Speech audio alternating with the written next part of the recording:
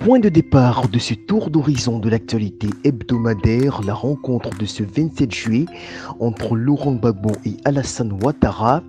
10 ans après leur dernier face-à-face lors du débat pour le second tour de la présidentielle de 2010, les deux rivaux de la crise post-électorale se sont enfin retrouvés dans une ambiance particulièrement conviviale au palais présidentiel d'Abidjan. Au lendemain de ce rendez-vous historique qui marquait le début de la décrispation politique en Côte d'Ivoire, la rédaction web de RFI notait en référence à la liste des 110 prisonniers politiques remise par l'ancien chef d'État à son successeur qu'au-delà de la symbolique, une revendication concrète a été portée par Laurent Gbagbo comme attendu, celle de la libération des prisonniers considérés comme politiques par l'opposition, une centaine de personnes au total. J'aimerais que le président fasse tout ce qu'il peut pour les libérer. J'ai insisté sur cela. À part ça, on a parlé de la Côte d'Ivoire qui doit aller de l'avant, a déclaré l'ancien président, rapporte le média français. Toujours au sujet de cette rencontre, la Deutsche Welle interrogeait l'analyste politique Geoffroy Kwao pour qui le vrai problème demeure la réforme électorale. De son côté, Jeune Afrique alignait ce samedi 31 juillet toute une série de questionnements suite à cette rencontre. L'actuel président veut-il ainsi rendre justice à son prédécesseur et lui redonner toute sa place sur l'échiquier politique? Pas sûr. Ouattara avait déjà restauré Gbagbo dans les droits et pensions auxquels il était éligible en tant qu'ancien chef d'État pour un montant de plusieurs milliards de francs CFA, dans une volonté de le cantonner à ce rôle d'ex-retraité de la politique active. Cependant, analyse de confrères, ce rapprochement avec Gbagbo pourrait être surtout pour Ouattara une tentative de neutralisation afin de giscardiser Gbagbo, c'est-à-dire en faire le président d'un seul mandat qui ne pourra jamais revenir en effectuer un second. Autre fait marquant de l'actualité politique cette semaine, la levée par la CPI du mandat d'arrêt contre Simone Gbagbo, une décision qui, à en croire la rédaction en ligne d'Africa News, avait été prise depuis le 19 juillet dernier avant de n'être rendue publique que ce 30 juillet.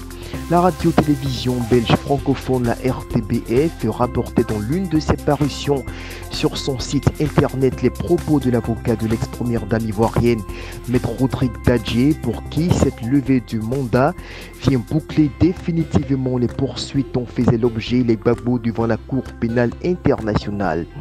Au chapitre de l'éducation nationale, les résultats de la session 2021 du baccalauréat dominent l'actualité. Selon des chiffres annoncés par la directrice des examens et concours Dosoni Maga Mariam et rapportés par le site gouvernemental gouv.ci, 87 097 candidats ont été déclarés admis au baccalauréat session 2021 sur 297 840 candidats présents, soit un taux national de réussite de 29,24% contre 40,08% en 2020, soit un recul de 10,84 points.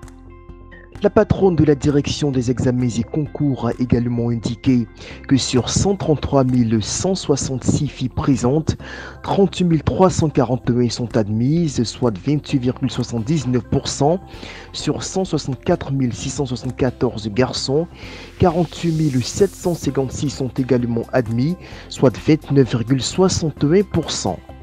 On parle de sport et des éliminations des athlètes ivoiriens au JO de Tokyo 2020.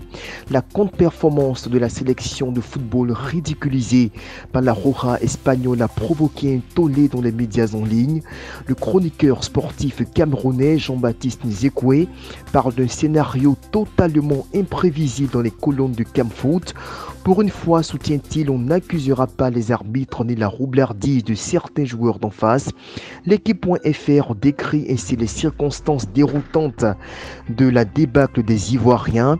Malmenée et menée 2 fois, l'Espagne a su exploiter les erreurs défensives de la Côte d'Ivoire pour égaliser dans le final et faire la différence dans la prolongation. Sorti du banc, Rafa Mir, auteur d'un triplé, envoie les siens dans le dernier carré. Sur la défaite de la porte-drapeau de la délégation ivoirienne Marie-Josée Talou, éliminée en finale du 100 mètres au TV5 Monde rappel, la sprinteuse ivoirienne de 32 ans abordait pourtant cette course en position de favorite après avoir fait sensation ces derniers jours. Ses chronos en série 10 secondes 78 et en demi-finale 10 secondes 79 ont marqué les esprits. On termine avec cette note de deuil dans le monde de la culture avec le décès du fondateur du groupe Kassav, Jacob Desvarieux, à l'âge de 65 ans, emporté par la Covid-19. Le Monde.fr retient de lui une figure charismatique du collectif entier Kassav, dont il était un des cofondateurs en 1979.